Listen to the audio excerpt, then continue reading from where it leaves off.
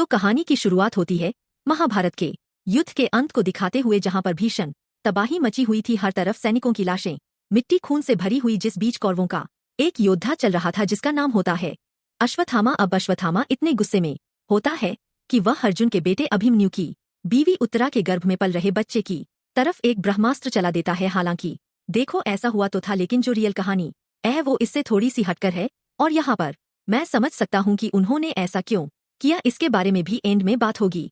खैर, अब कृष्ण भगवान भी अश्वत्थामा के इस एक्ट से बहुत ही गुस्से में थे। कृष्ण भगवान अश्वत्थामा के माथे की मणि को निकालते हुए उसको श्राप देते हैं कि वो मरेगा नहीं, सड़ेगा, उसके शरीर को कीड़े खाएंगे, उसके माथे से खून बहता रहेगा, उसका कोई भी घाव कभी नहीं भरेगा। अब उसको इंतजार करना होगा कलयुग के अंत का, जब पाप बढ़ जाएगा और पुण्य बिल्कुल नहीं बचेगा, और तब जाकर वह अपने 10वें अवतार में जन्म लेंगे। जैसे उसने आज एक गर्भ को उजाड़ने की कोशिश करी, वैसे ही भविष्य में उसको उस लेडी का गर्भ बचाना पड़ेगा जिसके अंदर उनका 10वां अवतार पलेगा, और तभी उसका यह श्राप खत्म होगा। और यह जो मणि होगी यह खुद पे खुद उसके पास पहुंचकर चमकेगी, उसे इशारा करेगी कि हाँ, वक्त आ चुका है।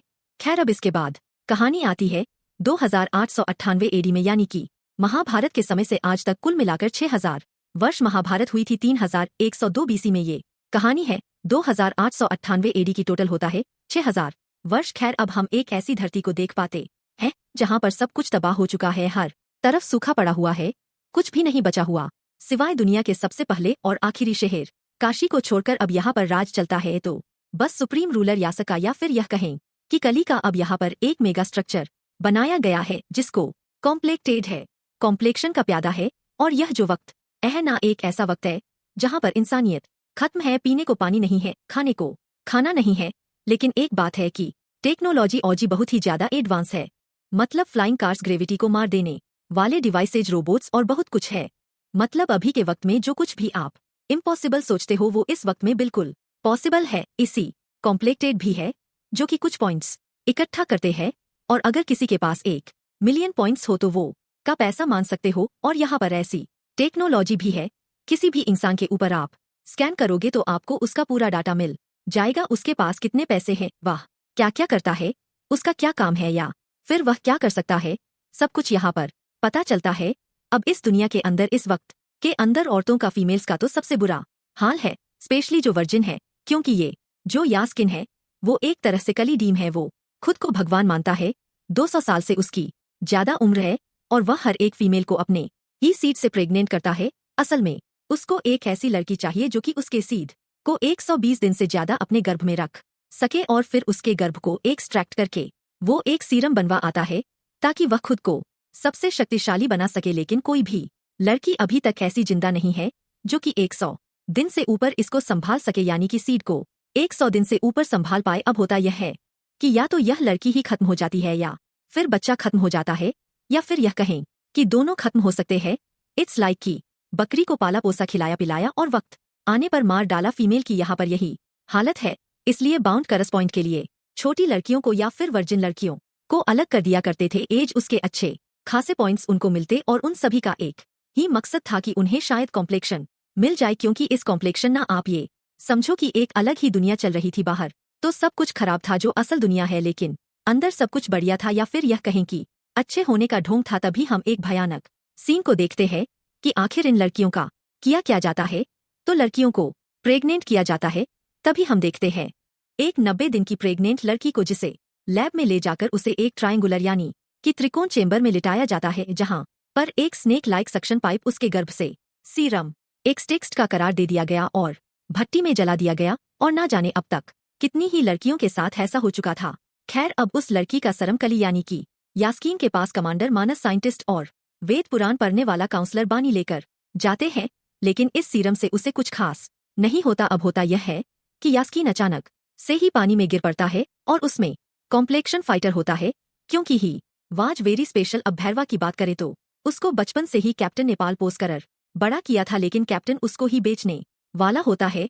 लेकिन उससे पहले ही भैरवा कैप्टन को बेच देता है, meaning he was very smart. लेकिन फिलहाल वो कर्जे में है, रेंट नहीं दे पाता, लोगों के पॉइंट्स नहीं लौटा पाता, और भैरवा का बस एक सपना है कि उसको भी संगीत कॉम्प्लेक्शन मेंट मिलता है। और तब जाकर भैरवा उससे यह रिक्वेस्ट करता है कि एटलीस्ट वो उसको वहां पर लेकर चले, जिसके चलते वो उसके लिए एक टेम्परेरी वाला एक घंटे का पास बनवा है, लेकिन वहां पर जाते ही हम यह देख पाते हैं कि आर्टिफिशियल दुनिया वहां पर कैसे बनाई गई है। वहां पर समुद्र है, जंगल है, सब कुछ है। मतलब कि जिस जंगल को आज लग्जरी चीजें बिल्डिंग बनाने के चक्कर में काट रहे हैं, तो उसी ब्यूटीफुल सी और जंगल को ही फ्यूचर में लग्जरी बताकर पॉइंट्स ले रहे हैं। वाह क्या बात है। और यहाँ पर वो दोनों पहली बार फ्रूट्स को देखते हैं, घोड़े को देखते हैं, जो कि उन्होंने अभी तक देखे भी नहीं थे।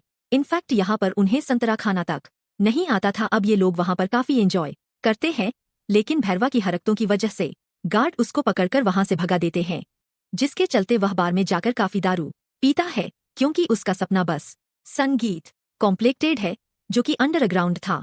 जहां पर हमारी मुलाकात फाइनली एशियंट अश्वत्थामा से होती है, जो कि किसी तरह से इस बच्ची को बचा लेते हैं। बच्ची अश्वत्थामा को वो मणि दिखाती है जो कि चमक रही थी, क्योंकि कल की अवतार किसी के पेट में पल रहा था। जी हाँ, एक लेडी थी जिसने यास्कीन के सीड को 5 महीने से ज्यादा अपने गर्भ में रख लिया था, जो कि कोई और नहीं बल्कि उनकी ही लैब की एक फीमेल एक्सपेरिमेंट एएमएशू ने थी, यानी कि सुमति, जिसका रोल दीपिका पादुकोण ने निभाया है।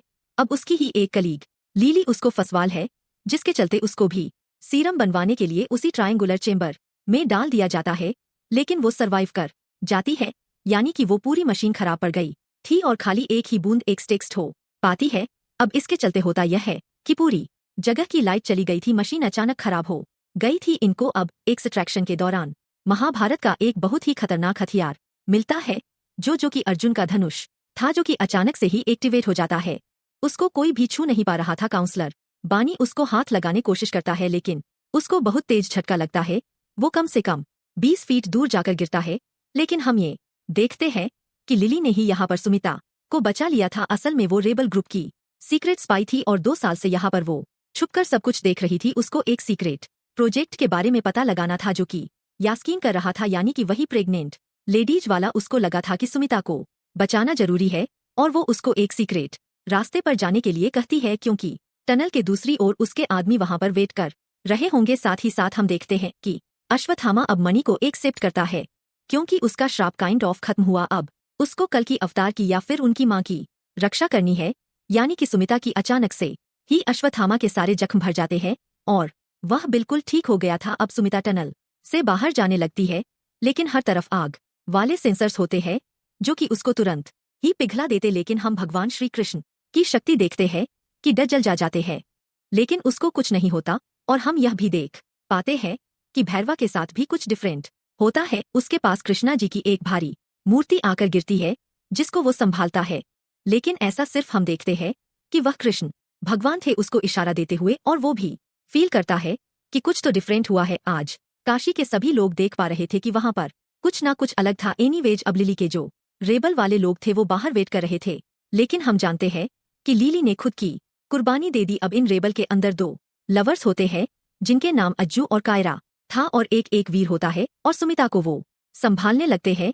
उसको वो संभाला ले जाने लगते हैं, और यहाँ पर दीपिका पादुकोण यानी कि इस लैब एक्सपेरिमेंट सम 80 को सुमिता नाम कायरा ने ही दिया था। ये लड़कियां मात्र एक एक्सपेरिमेंट्स के लिए थी, इनके कोई नाम नहीं हुआ करते थे, और सुमिता के नाम की बाउंड भी निकल जाती है, जो कि 5 मिलियन पॉइंट्स की थी, और भैरवा भी अब उसके पीछे पड़ जाता है।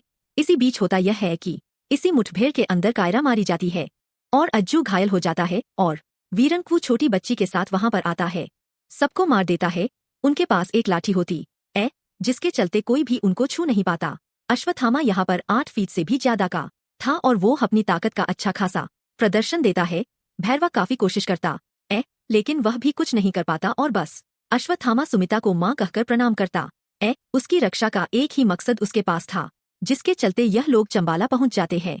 वहां पर अचानक बारिश हो जाती है, जिसके चलते मरियम और बाकी सबको यकीन हो जाता है कि हाँ यही माँ है, कल की इन्हीं के कोख से जन्म लेंगे। अंदर एक वृक्ष भी था, जो कि मेरे ख्याल से अश्वत्था वृक्ष होगा, जिसके नीचे कल की भगवान का जन्म होना था, और यहाँ पर इतने सालों बाद 2 पत्ते भी उगते हैं, सिग्निफाइंग कि भगवान आ चुके हैं। और यह पेड़ जो है ना वो अंडरग्राउंड उगता है ना कि ऊपर की साइड पर, और यहाँ जैसे कृष्ण अवतार के समय पर बारिश हुई थी सेम यहाँ पर वैसा ही माहौल बनता है। अल्टीमेटली सब खुश थे, लेकिन दिक्कत यह होती है कि भैरवा कमांडर से यह डील करता है कि सिर्फ वही अश्वत्थामा को हराकर सुमिता को वापस ला सकता है, और कमांडर इसके लिए मान जाता है, और भैरवा अपनी कार बुज्जी को ठीक करता है। सीरम नहीं बल्कि जहर था, लेकिन ऑब्वियस वह बच जाता है। यहाँ पर वह यह कहता है कि आज काफी समय के बाद मृत्यु से सामना हुआ, किसी ने काफी समय बाद उसे मारने की कोशिश करी। असल में यह सब कमांडर के साइंटिस्ट ने किया था, क्योंकि वह भी समझ गया था कि यह सब गलत है। लेकिन ऑब्वियस यास्कीन के हिसाब से यह नए कल का आरंभ था, तो साइंटिस्ट को अपनी जान से हाथ गंवाना पड़ता है। अब आप यह सोच रहे होंगे कि कितना पाप बढ़ गया है, तो क्या कहीं पर भी पुण्य नहीं बचा? तो नहीं, ऐसा नहीं है। असली भगवान में मानने वाले कुछ लोग आज भी जिंदा है, जिनको रेबल कहते हैं। ये लोग असल में संभाला में रहते हैं, जो कि सबसे छुपा हुआ है।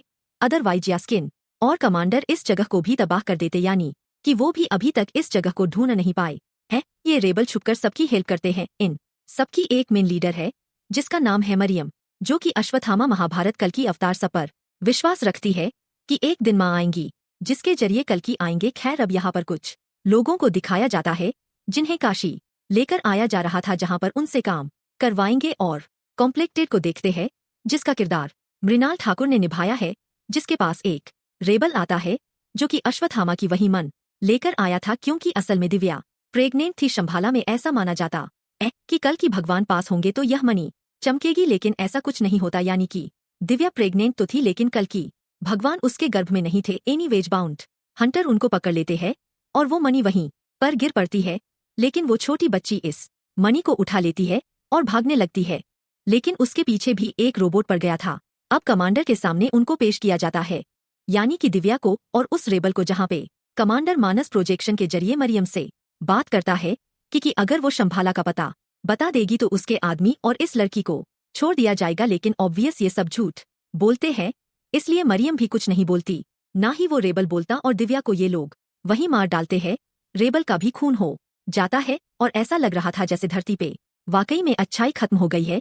अब तभी हमारी मुलाकात एक और बाउंड हंटर से होती है, जिसका नाम है भैरवा, जिसका रोल प्रभास ने किया है। भैरवा की एक रोबोट कार AI बुज्जी होती है, जो कि एक लड़के को 5000 पॉइंट्स के बेसिस पर एनालाइज करती है, जो कि उसी ट्रक के अंदर आया था, जहां पर एक छोटी बच्ची भी थी, यानी कि वो छोटी लड़की जो कि भाग गई। अब यहाँ पर हर एक बाउंड हंटर की यही इच्छा है कि वो 1 मिलियन पॉइंट्स करके मॉडिफाई करता है, जिसको अश्वत्थामा ने बिल्कुल खत्म कर दिया था। आप यहाँ पर यह भी सोच रहे होगे कि भैरवा आखिर संभाला कैसे जाएगा, क्योंकि संभाला ऐसे ही खुद से कोई नहीं जा सकता। संभाला चाहेगा तभी वहां पर कोई एंटर कर सकता था। असल में भैरवा के पास एक रेबल होता है, जो कि संभाला का पता जानता है, और यह वही लड़का है जो कि काशी वाले ट्रक में आया था और भैरवा ने 5000 पॉइंट्स के लिए बचा के रखा था। वो भैरवा का बहुत ही बड़ा फैन होता है और वो उस पर यकीन करके उसको वहां पर ले जाता है। लेकिन भैरवा सिर्फ खुद का सोच रहा था और उसको कल की और इन सब पर बिल्कुल विश्वास नहीं है।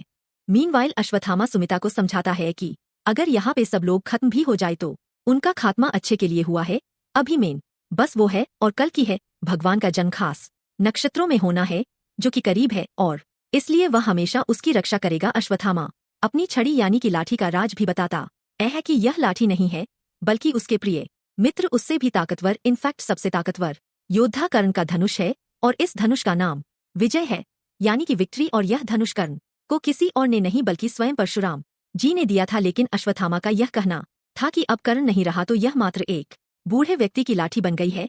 खैर, अब होता यह है कि संभाला के अंदर भैरवा के साथ साथ ढेर सारे कॉम्प्लेक्शन का बनाया हुआ एक हथियार था, जो कि संभाला के सारे हथियारों को खत्म कर देता है, यानी कि मेन चीज को खत्म कर देता है। अश्वत्थामा और भैरवा खूब लड़ते हैं और अश्वत्थामा उसको हरा भी देता है, लेकिन कमांडर मानस मरियम को मार डालता है। और यकीन करो यहाँ पर जो सीन्स होते हैं वो काफी बढ़िया थे, मतलब गूस बम्स वाले। अब कमांडर से बचने के चक्कर में सुमिता फ्लाइंग मशीन से हाइट से नीचे गिर पड़ती है, लेकिन उसको अश्वत्थामा और भैरवा मिलकर बचाते हैं।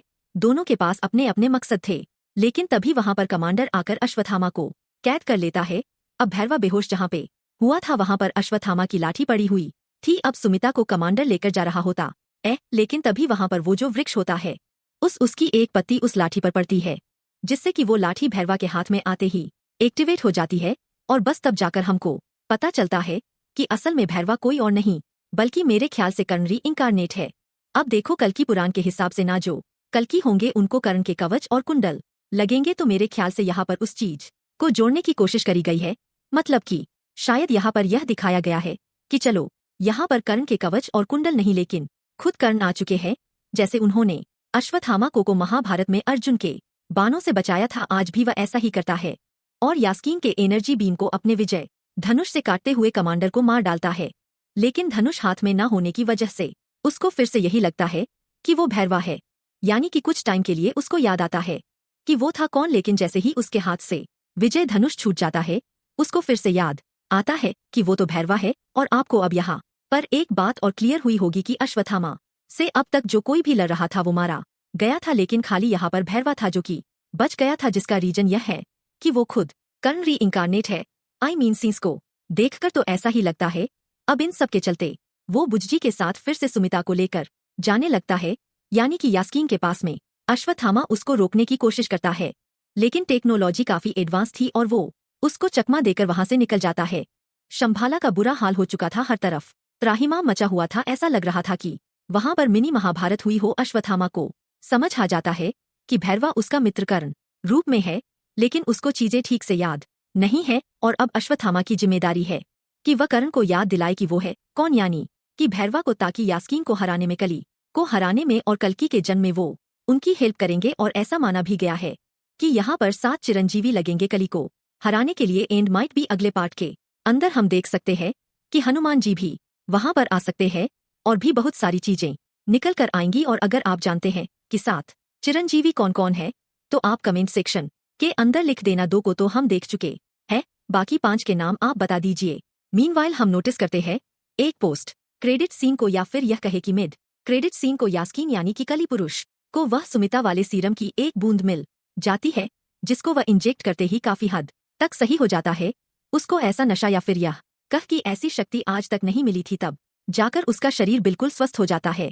और वह यह कहता है कि सुमिता को लेने और कल्कि के जन्म को रोकने अब वो खुद जाएगा। इनफैक्ट यहाँ पर यास्कीन यानी कि कली उस गांडीव तक को भी उठा लेता है। उसके पीछे हम 6 हाथों को देख पाते हैं, यानी कि यहाँ पर वो एक फॉल्स गॉड की तरह खुद को दिखा रहा था। और ऐसा डिस्क्रिप्शन हमें वेदों के अंदर भी मिलता है कि जो कली होगा उसके कई सारे हाथ होंगे, वो दिखाएगा कि मैं कितना महान हूँ। बेसिकली यहाँ पर वो कृष्ण भगवान को मॉक करने की कोशिश कर रहा था। और अब आप ये भी सोच रहे होंगे कि जब मशीन असिस गांडीव को नहीं उठा पाई, इंसान नहीं उठा पाए, तो यहाँ पर यास्कीन ने ऐसा कैसे कर लिया। तो उसके अंदर कल की अवतार की एक बूंद चली गई थी, यानी कि उनकी एनर्जी चली गई थी, जिसके चलते शायद से वो उसको उठा पाया। हम ये भी नोटिस करते हैं कि उसके शरीर से जुड़े हुए जो लाइफ वाले तार होते हैं वह भी अलग हो जाते हैं। और उसके इर्द गिर्द हम 6 मैजिकल ऑब्स को भी देख पाते हैं, या फिर यह कहें कि 6 उड़ते हुए गोले, जो कि मेरे ख्याल से काम, क्रोध, मद, लोभ, मोह और अहंकार को दर्शाते हैं।